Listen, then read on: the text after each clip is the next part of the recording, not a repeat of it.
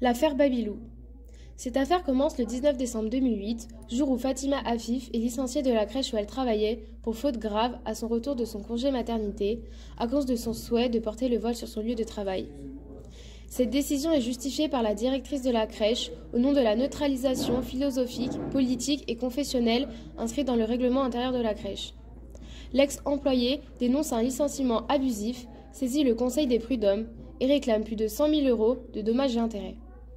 En mars 2010, la HALD, Haute Autorité de la lutte contre les discriminations et pour l'égalité, condamne la crèche pour licenciement abusif.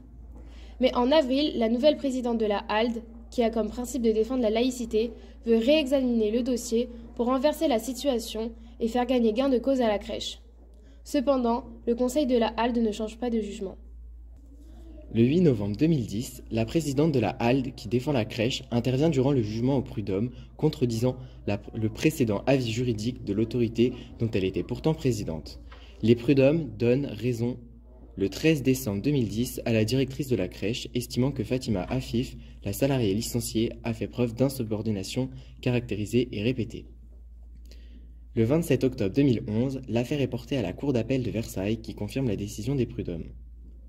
Le 19 mars 2013, la Cour de cassation annule et casse le jugement de la Cour d'appel et leur renvoie l'affaire pour un nouveau jugement.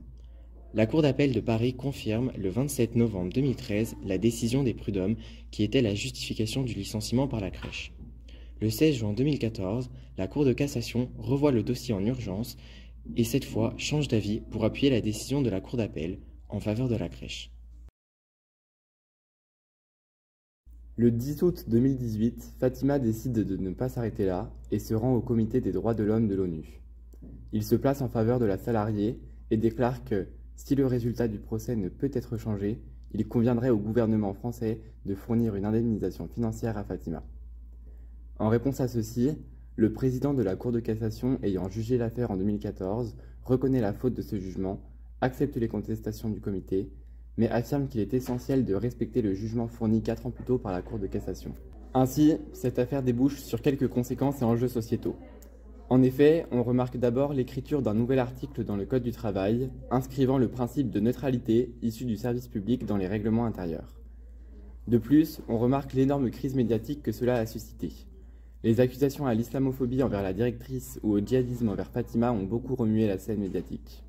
Enfin, cette affaire ouvre un précédent.